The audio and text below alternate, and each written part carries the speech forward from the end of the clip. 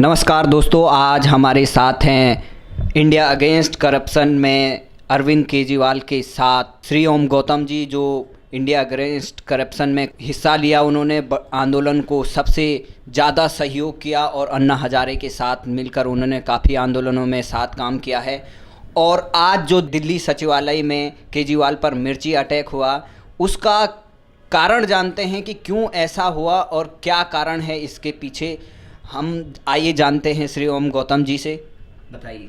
देखिए, ऐसा है, केजरीवाल एक बहुत ही खुराफाती दिमाग के व्यक्ति हैं और ये जो मिर्ची कांड हुआ है करवाया गया है। दरअसल इसकी कई सारी वजह हैं। सबसे बड़ी जो वजह है वो वजह तो है कि मीडिया अटेंशन केजरीवाल को चाहिए, और आज की डेट में जिस तरीके से मीडिया अटेंशन केजरीवाल से शिफ्ट हो गया है, योगी को दिखाया जा रहा है, मोदी को दिखाया जा रहा है, फिर उसके बाद राहुल को दिखाया जा रहा है, और राहुल के बाद जो बचता है वो अखिलेश जैसे लोग ले जाते हैं।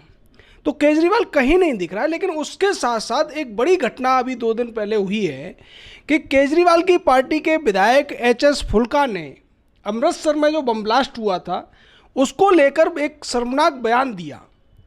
उस शर्मनाक बयान में उसने कहा था कि ये जो ब्लास्ट हुआ है ये सेनाध्यक्ष ने कराया हो सकता है, सेना ने कराया हो सकता है, क्योंकि कुछ दिन पहले यहाँ पर बिपिन रावत आए थे पंजाब में और उन्होंने कहा था कि इंटरनेशनल साजिश हो रही है, ब्लास्टर हो सकते हैं। तो उनकी बात को साबित करने के लिए सेना ने ही ये बयान है उसका, फुल्का का।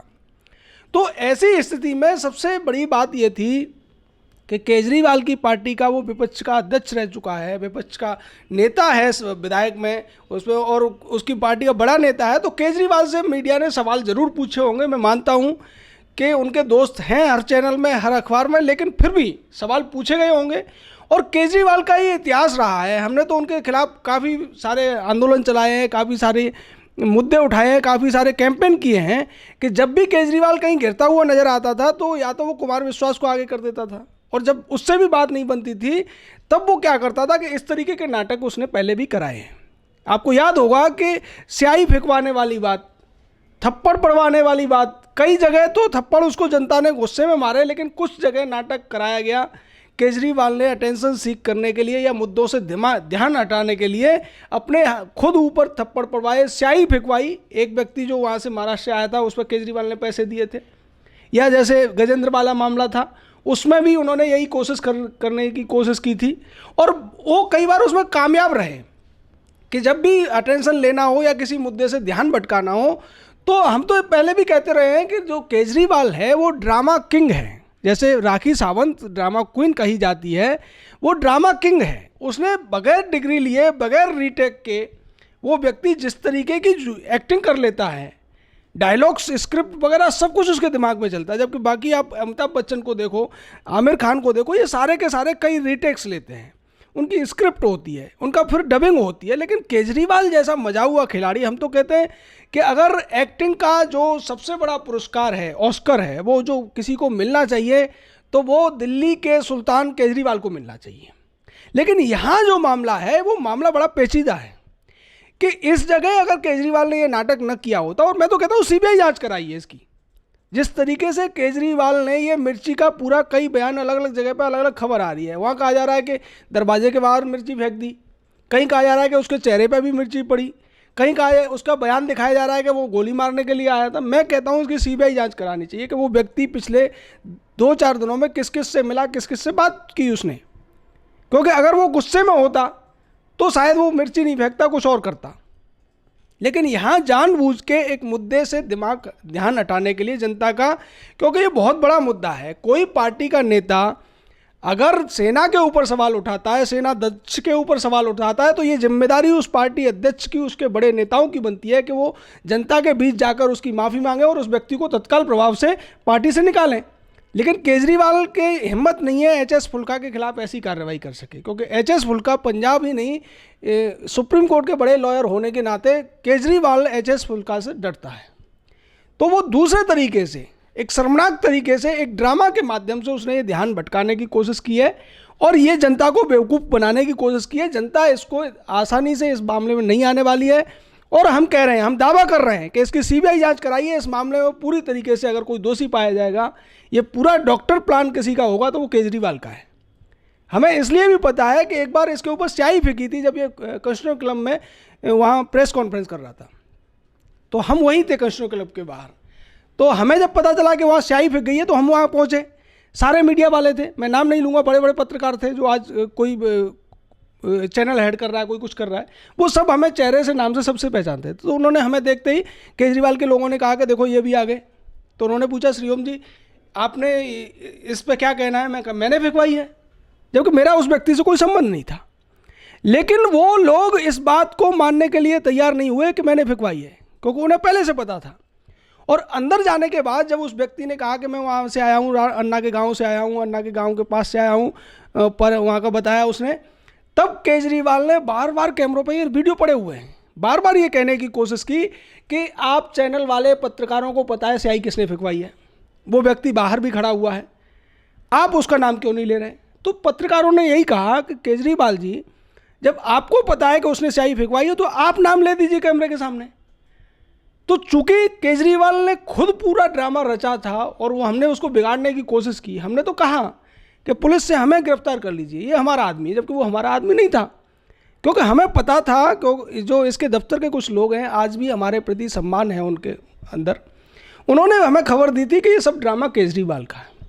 तो आज का भी जो ये ड्रामा है वो अच्छी बात ये है कि आज का ड्रामा इसका ज़्यादा सक्सेसफुल नहीं हुआ और हमने आज इसको उसी दिन 24 घंटे से पहले हमने इसका राज खोल दिया। और हम तो कहते हैं सीबीआई जांच कराओ इसकी, और अगर केजरीवाल दोषी है तो उस व्यक्ति के ऊपर देश को गुमराह करने का, प्रशासन को गुमराह करने का और ध्यान बटाने का पूरा केस क्रिमिनल केस होना चाहिए। ये धोखाधड़ी है सीधे तौर पे। जो व्यक्ति सेना के अपमान के ऊपर माफ़ी न मांग के एक नया नाटक कस के बच जाना चाहता है, पूरा टीआरपी लेने के लिए ये सब कर रहा है, उसके खिलाफ कार्रवाई बनती है और होनी चाहिए। अभी दुबई भी गए थे एचएस फुल्का और अरविंद केजरीवाल, तो क्या सेना पर जो बयान दिया है इसके पीछे केजरीवाल का ही हाथ तो नहीं है?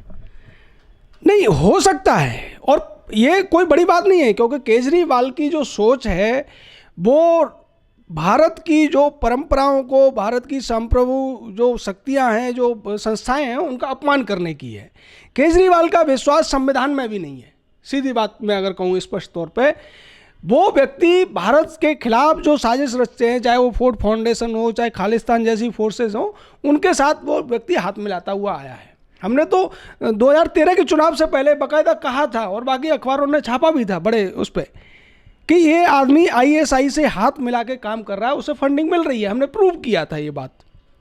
तो ये जो आप कह रहे हैं कि दुबई गया था, ये हो सकता है केजरीवाल ने ही सह दे के उससे बुलाया हो, लेकिन अब चूंकि मामला उल्टा पड़ गया है तो केजरीवाल को बैकफुट पे जाके दूसरा नाटक करना जरूरी हो गया था, क्योंकि इस पर न सफाई संजय सिंह दे सकता है, कुमार विश्वास तो उसके साथ रहा नहीं, मनीष भी सफाई नहीं देगा, क्योंकि जो व्यक्ति इस मामले पर सफाई देने आएगा वही व्यक्ति जनता के कोप का शिकार बनेगा। तो फुल्का ने तो माफ़ी मांग ली जब उसे एहसास हुआ, लेकिन केजरीवाल को लगा कि ये मैं अगर इसको ध्यान भटका दूं किसी नाटक के द्वारा, किसी नौटंकी के द्वारा, तो शायद मैं बच सकता हूं। ये आज उसने किया है। तो आज का निष्कर्ष यही है कि ये कांड के पीछे केजरीवाल ही है। बिल्कुल, ये 1000% मान लीजिए आप, 100% नहीं, उसका 10 गुना मान लीजिए, क्योंकि ये जो जिस तरीके का धूर्त प्रवृत्ति का केजरीवाल जी महानायक है, या आप कहें कि बहुत बड़ा खुरापाती दिमाग की व्यक्ति है ये, तो कोई बड़ी बात नहीं है, क्योंकि इसने पिछले इतिहास ऐसा रहा है। मैं बताऊं, संतोष कोहली वाला मामला, उस लड़की की हत्या में उसके परिवार वालों ने आज भी वो आरोप लगाते हैं, और उसके बाद उसके नाम पर चंदा मांगा जाता है। चंदा मांगना तो केजरीवाल का पुराना एक तरीके से सबसे बड़ा गुण है कि ये विश्व का सबसे बड़ा चंदाखोर व्यक्ति अगर किसी को खिताब मिल सकता है तो केजरीवाल को मिल सकता। बोले सीबीआई जांच होनी चाहिए, लेकिन आज तक केजरीवाल 2 बार मुख्यमंत्री बन लिए, आज तक उस मामले में हम लोगों ने भी कोशिश की इससे मिलने की कि भाई सीबीआई जांच कराओ, तुमने पहले ही खुद कहा था।